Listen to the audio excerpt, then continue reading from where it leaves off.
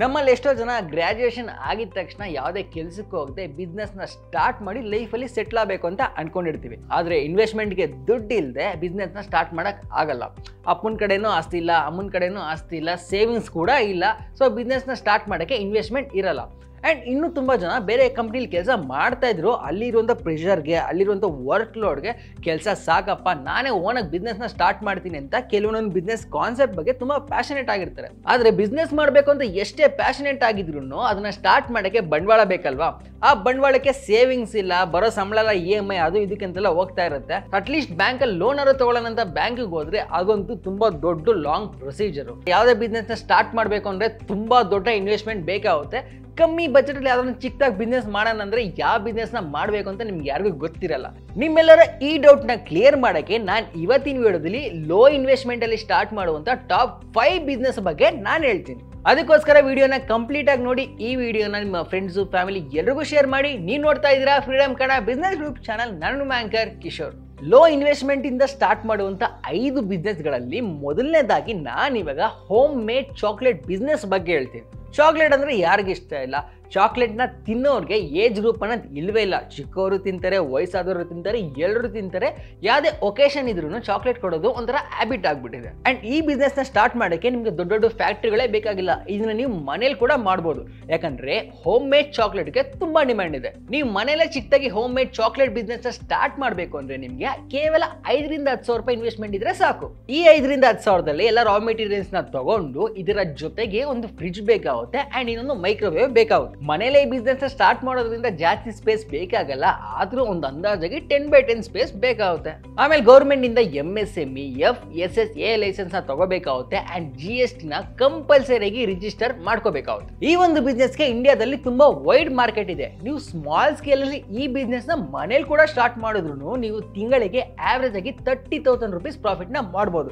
ಅಂದ್ರೆ ಒಂದು ದಿನಕ್ಕೆ 1,000 ರೂಪಾಯಿ ಪ್ರಾಫಿಟ್ ಆಗುತ್ತೆ. ಎರಡನೇದಾಗಿ ನೀವು ಗೋಲಿ ಸೋಡಾ ಬಿಸ್ನೆಸ್ ಸ್ಟಾರ್ಟ್ ಮಾಡಬಹುದು. ಗೋಲಿ ಸೋಡಾ ಒಂಥರ ಎವರ್ ಗ್ರೀನ್ ಡ್ರಿಂಕ್. ಆಗಿನ ಕಾಲದಿಂದ ಈಗಿನ ಕಾಲದವರೆಗೂ ಯಾವಾಗಲೂ ಟ್ರೆಂಡಿಂಗ್ ಅಲ್ಲಿ ಎಲ್ರಿಗೂ ಫೇವ್ರೇಟ್ ಆಗಿರುವಂತ ಡ್ರಿಂಕ್ ಅದು. ಎಷ್ಟೇ ಕಂಪನಿ ಕೂಲ್ ಡ್ರಿಂಕ್ಸ್ಗಳು ಬಂದ್ರು ಇದ್ರ ಮುಂದೆ ಯಾರು ಗೆಲ್ಲಕ್ ಆಗದೇ ಇಲ್ಲ. ಯಾಕಂದ್ರೆ ಗೋಲಿ ಸೋಡಾಗೆ ಅದರದೇ ಆದಂತ ಸಪರೇಟ್ ಫ್ಯಾನ್ ಬೇಸ್ ಇದೆ. ನೀವು ಈ ಬಿಸ್ನೆಸ್ ಸ್ಟಾರ್ಟ್ ಮಾಡಕ್ಕೆ ದೊಡ್ಡ ಅಂಗಡಿಗಳೇ ಬೇಕಾಗಿಲ್ಲ. ನೀವು ಚಿಕ್ಕದಾಗ ಒಂದು ಗಾಡಿ ಇಟ್ಕೊಂಡು ಚಿಕ್ಕದಾಗ ಒಂದು ವೆಹಿಕಲ್ ಅಲ್ಲಿ ಕೂಡ ಸ್ಟಾರ್ಟ್ ಮಾಡಬಹುದು. ನೀವು ಈ ಬಿಸ್ನೆಸ್ ಸ್ಟಾರ್ಟ್ ಮಾಡಕ್ಕೆ ಕೇವಲ 50,000 ಇನ್ವೆಸ್ಟ್ಮೆಂಟ್ ಇದ್ರೆ ಸಾಕು. ಇದ್ರ ಜೊತೆ ಒಂದು ಗಾಡಿ ಬೇಕಾಗುತ್ತೆ. ನೀವು ಆ ಗಾಡಿ ಹೆಂಗಿರ್ಬೇಕು ಅಂದ್ರೆ ನೀವು ಅದರಲ್ಲೇ ಗೋಲಿ ಸೋಡಾ ಮಾಡಕ್ಕೆ ಎಲ್ಲ ಕನ್ವೀನಿಯಂಟ್ ಆಗಿರ್ಬೇಕು. ಪರ್ ಗ್ಲಾಸ್ ಆವರೇಜ್ ಆಗಿ 25 ರೂಪಾಯಿ ಅನ್ಕೊಳ್ಳೋಣ. ಒಂದ್ ದಿನಕ್ಕೆ ಆವರೇಜ್ ಆಗಿ 45 ಜನ ಬಂದ್ರು ಅನ್ಕೊಳ್ಳೋಣ. ಆಗ ಒಂದು ದಿನದ ಆದಾಯ 1,125 ರೂಪಾಯಿ ಆಗುತ್ತೆ. ಅದು ಒಂದು ತಿಂಗಳಿಗೆ 33,750 ರೂಪಾಯಿ ಆಗುತ್ತೆ. ಇದರಲ್ಲಿ ನಿಮ್ ಖರ್ಚು ಎಕ್ಸ್ಪೆನ್ಸಸ್ ಅಂತ 5 ರಿಂದ 8 ಸಾವಿರನ ಮೈನಸ್ ಮಾಡಿದ್ರು ನೀವು ಒಂದು ತಿಂಗಳಿಗೆ 20 ರಿಂದ 25 ಸಾವಿರ ರೂಪಾಯಿ ಪ್ರಾಫಿಟ್ ನ ಮಾಡಬಹುದು. ನಂತರ ಹೋಮ್ ಮೇಡ್ ಟೈಲರಿಂಗ್ ಬಿಸ್ನೆಸ್. ಇದು ಹೆಣ್ಮಕ್ಳಿಗೆಲ್ಲ ಒಂಥರ ಎವರ್ ಗ್ರೀನ್ ಬಿಸ್ನೆಸ್. ಯಾಕಂದ್ರೆ ಮನೇಲೆ ಸುಮ್ಮನೆ ಕೂತ್ಕೊಳ್ಳೋದ್ರಿಂದ ತುಂಬಾ ಜನ ಹೆಣ್ಮಕ್ಳು ಸುಮ್ಮನೆ ಟೈಮ್ ಪಾಸ್ ಆಗ್ಲಿ ಅಂತ ಕೂಡ ಈ ಸ್ಟಿಚಿಂಗ್ ನ ಸ್ಟಾರ್ಟ್ ಮಾಡ್ತಾರೆ. ಅಂಡ್ ಅದೇ ಕೆಲವರಿಗೆ ಬಿಸ್ನೆಸ್ ಆಗಿ ಕೂಡ ಕನ್ವರ್ಟ್ ಆಗುತ್ತೆ. ನಾವು ಆವರೇಜ್ ಆಗಿ ಎಷ್ಟೊಂದು ರೋಡ್ ಅಲ್ಲಿ ಓಡಾಡ್ಬೇಕಾದ್ರೆ ಮನೆ ಮುಂದೆ ತುಂಬಾ ಜನ ಬೋರ್ಡ್ ಹಾಕೊಂಡಿರ್ತಾರೆ, ಇಲ್ಲಿ ಸ್ಟಿಚಿಂಗ್ ಮಾಡಲಾಗುತ್ತದೆ, ಇಲ್ಲಿ ಟೈಲರಿಂಗ್ ಮಾಡಲಾಗುತ್ತದೆ ಅಂತ.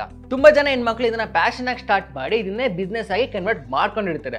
ಅದಕ್ಕೋಸ್ಕರ ನೀವು ಈ ಮನೆಯಲ್ಲೇ home made tailoring business start ಮಾಡಿದ್ರೆ ತುಂಬಾ ಒಳ್ಳೆ ಪ್ರಾಫಿಟ್ ನ ಮಾಡಬಹುದು. ಅಂಡ್ ಈ ಬಿಸ್ನೆಸ್ ಬರೀ ಹೆಣ್ಮಕ್ಳೇ ಮಾಡಲ್ಲ, ಗಂಡು ಮಕ್ಳು ಕೂಡ ಮಾಡ್ತಾರೆ. ಇದಕ್ಕೆ ಒಳ್ಳೆ ಸ್ಕಿಲ್ ಇರೋರು, ತುಂಬಾ ಚೆನ್ನಾಗಿ ಡಿಸೈನ್ ಮಾಡೋರು ತಿಂಗಳಿಗೆ ತುಂಬಾ ಒಳ್ಳೆ ಪ್ರಾಫಿಟ್ ನ ಮಾಡ್ತಾರೆ.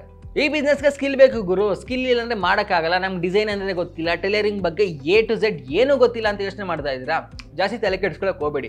ಯಾಕಂದ್ರೆ ಫ್ರೀಡಮ್ ಆ್ಯಪ್ ಅಂತ ಒಂದು ಅಪ್ಲಿಕೇಶನ್ ಇದೆ. ನೀವು ಆ ಅಪ್ಲಿಕೇಶನ್ ಅನ್ನ ಡೌನ್ಲೋಡ್ ಮಾಡ್ಕೊಂಡ್ರೆ ಅದರಲ್ಲಿ ನಿಮ್ಗೆ ಟೈಲರಿಂಗ್ ಕೋರ್ಸ್ ಸಿಗುತ್ತೆ. ಬರೀ ಟೈಲರಿಂಗ್ ಮಾತ್ರ ಅಲ್ಲ, ಬೇರೆ ಬೇರೆ ಕೋರ್ಸು ಇರುತ್ತೆ. ಅದರಲ್ಲಿ ನೀವು ಟೈಲರಿಂಗ್ ಕೋರ್ಸ್ನ ಸೆಲೆಕ್ಟ್ ಮಾಡ್ಕೊಂಡ್ರೆ ನಿಮ್ಗೆ ಟೈಲರಿಂಗ್ ಬಗ್ಗೆ A to Z complete knowledge ನ ಹೇಳ್ಕೊಡ್ತಾರೆ. ಅಂಡ್ ಈ ಬಿಸ್ನೆಸ್ ನ ಸ್ಟಾರ್ಟ್ ಮಾಡಕ್ಕೆ ನಿಮ್ಮ ಹತ್ರ 10,000 ರಿಂದ 25,000 ರೂಪಾಯಿ ಇನ್ವೆಸ್ಟ್ಮೆಂಟ್ ಇದ್ರೆ ಸಾಕು. ಅಂಡ್ ಇದರಲ್ಲೇ ರಾ ಮೆಟೀರಿಯಲ್ಸ್, ಮಷಿನ್ಸ್ ಎಲ್ಲ ಇನ್ಕ್ಲೂಡ್ ಆಗುತ್ತೆ. ನೀವು ಮನೇಲೆ ಈ ಬಿಸ್ನೆಸ್ ಮಾಡೋದ್ರಿಂದ ಗೌರ್ಮೆಂಟ್ ಇಂದ ಯಾವುದೇ ಲೈಸೆನ್ಸ್ ತಗೊಳ್ಳೋ ಅವಶ್ಯಕತೆನೂ ಇಲ್ಲ. ಅಂಡ್ ಈ ಬಿಸ್ನೆಸ್ಗೆ ಪ್ರಾಫಿಟ್ ನೀವಿರುವಂತ ಲೊಕೇಶನ್ ಮೇಲೆ ಡಿಪೆಂಡ್ ಆಗುತ್ತೆ. ಅಂದ್ರೆ ನೀವು ಯಾವ ಏರಿಯಾದಲ್ಲಿ ಇದ್ದೀರಾ, ನಿಮ್ಮ ಅಕ್ಕಪಕ್ಕ ತುಂಬಾ ಟೈಲರಿಂಗ್ ಶಾಪ್ಗಳು ಇದೆಯಾ, ಅಂಡ್ ನೀವು ಯಾವ ತರ ಎಲ್ಲ ಡಿಸೈನ್ ಮಾಡ್ತೀರಾ, ಅಂಡ್ ನಿಮ್ಮ ಪ್ರೈಸಸ್ ಏನು, ಎಲ್ಲಾದ್ರ ಮೇಲೂ ಡಿಪೆಂಡ್ ಆಗುತ್ತೆ. ಆವರೇಜ್ ಆಗಿ ಒಂದು ದಿನಕ್ಕೆ 400 ರಿಂದ 800 ರೂಪಾಯಿ ಪ್ರಾಫಿಟ್ ನ ಮಾಡ್ತಾರೆ ಈ ಬಿಸ್ನೆಸ್ ಅಲ್ಲಿ. ಅದು ಒಂದು ತಿಂಗಳಿಗೆ 20 ರಿಂದ 25 ಸಾವಿರ ರೂಪಾಯಿ ಪ್ರಾಫಿಟ್ ಆಗುತ್ತೆ.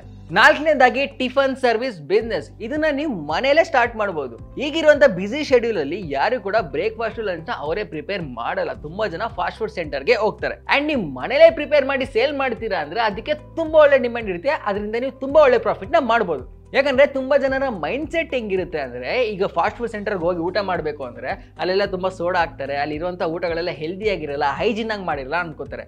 ಆದ್ರೆ ನೀವು ಮನೇಲೇ ಸ್ಟಾರ್ಟ್ ಮಾಡ್ಬಿಟ್ಟು ಮನೆ ಅಡುಗೆನೇ ಅಲ್ಲಿ ಬಂದು ಮಾಡ್ತೀರಾ ಅಂದ್ರೆ ತುಂಬಾ ಜನ ಬರ್ತಾರೆ. ಅದರಿಂದ ನಿಮ್ಗೆ ತುಂಬಾ ಒಳ್ಳೆ ಪ್ರಾಫಿಟ್ ಕೂಡ ಆಗುತ್ತೆ. ಅಂಡ್ ನೀವು ಇದನ್ನ ಮನೇಲೆ ಸ್ಟಾರ್ಟ್ ಮಾಡಿದ್ರೆ ದೊಡ್ಡ ಇನ್ವೆಸ್ಟ್ಮೆಂಟ್ ಏನು ಬೇಕಾಗಲ್ಲ. ಅಂಡ್ ತುಂಬಾ ಜನ ಮ್ಯಾನ್ ಪವರ್ ಕೂಡ ಏನು ಬೇಕಾಗಲ್ಲ. ಒಂದ್ 2-3 ಜನ ಇದ್ರು ಕೂಡ ಸ್ಟಾರ್ಟ್ ಮಾಡಬಹುದು. ಒಂದು ತುಂಬಾ ಕಮ್ಮಿ ಇನ್ವೆಸ್ಟ್ಮೆಂಟ್ ಅಲ್ಲೇ ಸ್ಟಾರ್ಟ್ ಮಾಡಬಹುದು. ಅಂಡ್ ನೀವು ಇದು ಮನೇಲೆ ಸ್ಟಾರ್ಟ್ ಮಾಡ್ಬಿಟ್ಟು ಯಾವ್ದಾದ್ರು ಕಾರ್ಪೊರೇಟ್ ಕಂಪ್ನಿ ಮುಂದೆ, ಸ್ಕೂಲ್ ಕಾಲೇಜ್ ಮುಂದೆ ಸ್ಟಾರ್ಟ್ ಮಾಡ್ಬಿಟ್ರೆ, ಇಲ್ಲಾಂದ್ರೆ ಯಾವ್ದಾದ್ರು ಸಿಟಿ ಮಾರ್ಕೆಟ್, ಇಲ್ಲಿ ಆಟೋ ಸ್ಟ್ಯಾಂಡ್, ಬಸ್ ಸ್ಟ್ಯಾಂಡ್ ಆ ಕಡೆ ಸ್ಟಾರ್ಟ್ ಮಾಡ್ಬಿಟ್ರೆ ತುಂಬಾ ಒಳ್ಳೆ ಪ್ರಾಫಿಟ್ ನ ಮಾಡಬಹುದು. ಇನ್ವೆಸ್ಟ್ಮೆಂಟ್ ಅಂತ ಬಂದ್ರೆ ಆವರೇಜ್ ಆಗಿ 10,000ದಿಂದ 50,000 ಈ ಬಿಸ್ನೆಸ್ ನ ನೀವು ಸ್ಟಾರ್ಟ್ ಮಾಡಬಹುದು. ಅಂಡ್ ಇದರಲ್ಲಿ ನೀವು ಬೇಕಾಗಿರುವಂತ ಗ್ರಾಸರೀಸ್, ವೆಜಿಟೇಬಲ್ಸ್, ಗ್ಯಾಸ್ ಎಲ್ಲಾನು ನೋಡ್ಕೋಬೇಕಾಗುತ್ತೆ. ಒಂದಿನಕ್ಕೆ ನಿಮ್ಮ ಹತ್ರ 50ರಿಂದ 100 ಜನ ಬಂದ್ರು ಅನ್ಕೊಳ್ಳೋಣ. ಅಂಡ್ ಆವರೇಜ್ ಆಗಿ ಟಿಫನ್ ಪ್ರೈಸ್ 30ರಿಂದ 60 ರೂಪಾಯಿ ಅನ್ಕೊಳ್ಳೋಣ. ಇವೆರಡರಿಂದ ಆವರೇಜ್ ಆಗಿ ನಿಮ್ಮ ಹತ್ರ 75 ಜನ ಬಂದ್ರು 40 ರೂಪಾಯಿ ಟಿಫನ್ ಪ್ರೈಸ್ ಅನ್ಕೊಂಡ್ರು ನಿಮ್ಗೆ ಒಂದು ದಿನಕ್ಕೆ 3,000 ರೂಪಾಯಿ ಪ್ರಾಫಿಟ್ ಆಗುತ್ತೆ. ಅದು ಒಂದು ತಿಂಗಳಿಗೆ 90,000 ರೂಪಾಯಿ ಪ್ರಾಫಿಟ್ ಆಗುತ್ತೆ. ಇದರಲ್ಲಿ ನಿಮ್ ಎಕ್ಸ್ಪೆನ್ಸಸ್ ಅಂತ 20ರಿಂದ 25,000 ತೆಗೆದ್ರು ಒಂದು ತಿಂಗಳಿಗೆ ನೀವು 50,000 ರೂಪಾಯಿ ಪ್ರಾಫಿಟ್ ನ ಮಾಡಬಹುದು.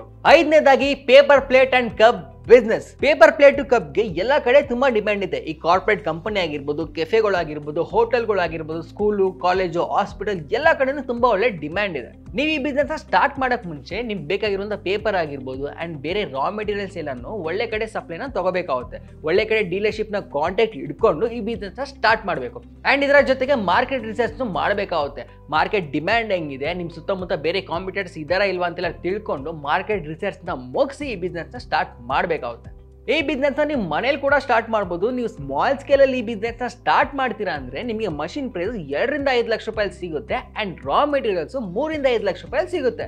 ನೀವು ಲಾರ್ಜ್ ಸ್ಕೇಲ್ ಅಲ್ಲಿ ಈ ಬಿಸ್ನೆಸ್ ನ ಸ್ಟಾರ್ಟ್ ಮಾಡ್ತೀನಿ ಅಂತಿದ್ರೆ ಗೌರ್ಮೆಂಟ್ ಇಂದ Mudra loan, PMEGP loan and ಇನ್ನು ಬೇರೆ ಬೇರೆ ಲೋನ್ಸ್ ಗಳು ಇರುತ್ತೆ. ಅದನ್ನೆಲ್ಲ ನೀವು ವಿಚಾರಿಸಿ ಅಪ್ಲೈ ಮಾಡಬಹುದು. ನೀವು ಸ್ಮಾಲ್ ಸ್ಕೇಲ್ ಅಲ್ಲಿ ಈ ಬಿಸ್ನೆಸ್ ನ ಸ್ಟಾರ್ಟ್ ಮಾಡಿದ್ರೆ ನಿಮಗೆ 10ರಿಂದ 12% ಪ್ರಾಫಿಟ್ ಮಾರ್ಜಿನ್ ಸಿಗುತ್ತೆ. ಅದೇ ನೀವೇನಾದ್ರು ಲಾರ್ಜ್ ಸ್ಕೇಲ್ ಅಲ್ಲಿ ಈ ಬಿಸ್ನೆಸ್ ನ ಸ್ಟಾರ್ಟ್ ಮಾಡಿದ್ರೆ 20% ಪ್ರಾಫಿಟ್ ಮಾರ್ಜಿನ್ ಸಿಗುತ್ತೆ. ನೋಡಿದ್ರಲ್ಲ, ಕಮ್ಮಿ ಇನ್ವೆಸ್ಟ್ಮೆಂಟ್ ಅಲ್ಲಿ ಬಿಸ್ನೆಸ್ ನ ಸ್ಟಾರ್ಟ್ ಮಾಡಿ ಜಾಸ್ತಿ ಪ್ರಾಫಿಟ್ ಮಾಡುವಂತ ಟಾಪ್ 5 ಬಿಸ್ನೆಸ್ ಐಡಿಯಾಸ್ಗಳು. ನಾನು ಹೇಳಿರುವಂತ ಯಾವುದೇ ಬಿಸ್ನೆಸ್ ಬಗ್ಗೆ ಯಾವುದೇ ಡೌಟ್ ಇದ್ರೂ ನೀವು ಫ್ರೀಡಮ್ ಆಪ್ ನ ಡೌನ್ಲೋಡ್ ಮಾಡ್ಕೊಳ್ಳಿ. ಅದರಲ್ಲಿ ನಿಮ್ಗೆ ಎಲ್ಲಾ ಬಿಸ್ನೆಸ್ ಬಗ್ಗೆನೂ ಸ್ಪೆಸಿಫಿಕ್ ಆಗಿ ಇನ್ಫಾರ್ಮೇಶನ್ ನ ಪ್ರೊವೈಡ್ ಮಾಡ್ತಾರೆ. ಈ ವಿಡಿಯೋ ನಿಮ್ಗೆ ಇಷ್ಟ ಆಗಿರುತ್ತೆ ಅಂತ ನಾನು ಅನ್ಕೋತಾ ಇದ್ದೀನಿ. ಈ ವಿಡಿಯೋನ ನಿಮ್ಮ ಫ್ರೆಂಡ್ಸ್, ಫ್ಯಾಮಿಲಿ ಎಲ್ರಿಗೂ ಶೇರ್ ಮಾಡಿ. ನೀವು ನೋಡ್ತಾ ಇದ್ದೀರಾ freedom Kannada business YouTube channel. ನಾನು ಆಂಕರ್ ಕಿಶೋರ್.